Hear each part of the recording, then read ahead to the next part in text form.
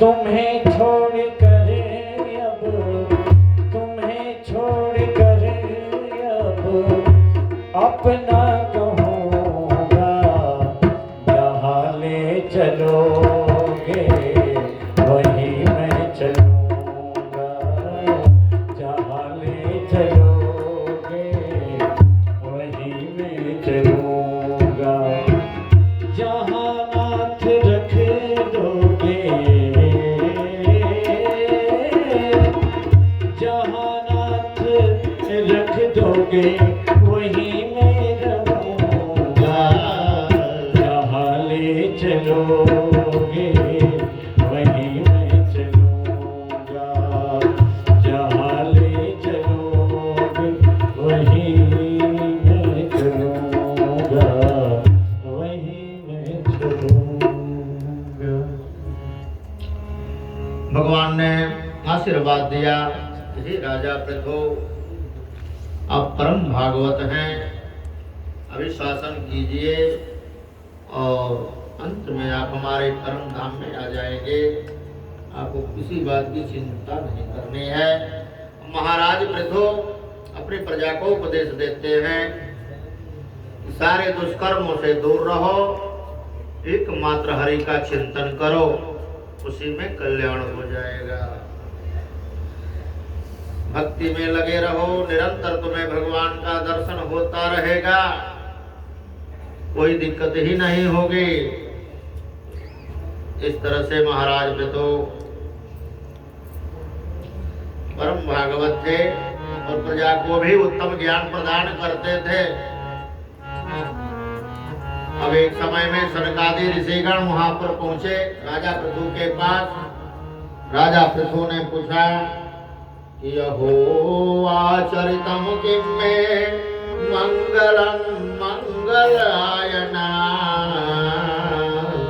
यस्य वो दर्शनम ह्यसिदे दर्शनम च योनिः। हे मंगल मूर्ति मुनीश्वरों, आपका दर्शन बड़ा ही दुर्लभ है। मैं परम भाग्यवान हूँ तो आप जैसे महामुनियों का दर्शन मुझे मिला है। मैं आपका स्वागत करता हूँ, आप आसन ग्रहण कीजिए। इसके बाद मुनीश्वर लोग आसन ग्रहण किए। राजा पृथु ने उनका चरण धोआ, चरणोदक अपने माथा पर लगाए। शरद कुमार बोलते हैं, साधु पृष्ठम महाराज सर्वभूत हितात्मना भवतः विदुषा चापि साधूनां मतिर्दृशी। शरद कुमार ने कहा, हे महाराज, आपने सब कुछ जानते हुए भी सब प्राणियों के कल्याण की दृष्टि से बड़ी अच्छी बात पूछी है। सत्पुरुषों का समागम श्रोता और वक्ता दोनों को ही अभिमत होता है, क्योंकि उनके प्रश्नोत्तर सभी का कल्याण करते हैं। काहे कि संतन का संग जब हो जाता है फिर कमी ही क्या रह जाती है। प्रथम भगति संतन कर संगा, दूसर रति मम कथा प्रसंगा। प्रथम भगति संतन कर संगा, दूसर रति मम कथा प्रसंगा। गुरुपद पंकज सेवा, तीसरी भक्ति अमान। चौथी भक्ति मम गुण गण, करें कपट तजिगान।